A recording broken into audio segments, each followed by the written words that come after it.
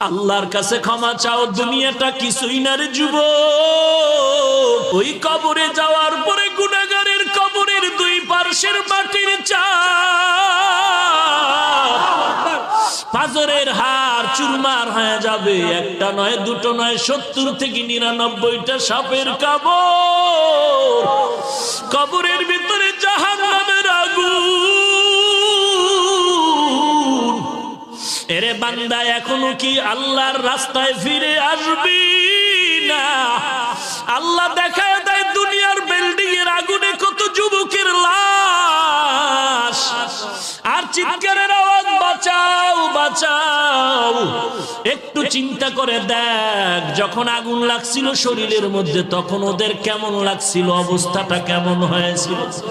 ওরা যখন আগুনের মধ্যে সবাই জানালা দিয়া হাত দিয়া কয়, কে আছো, আমাদের বাঁচাও। আমাদের ডানে আগুন, বামে আগুন, চতুর্দিকে আগুন। এই দুনিয়ার আগুন থেকে হাজার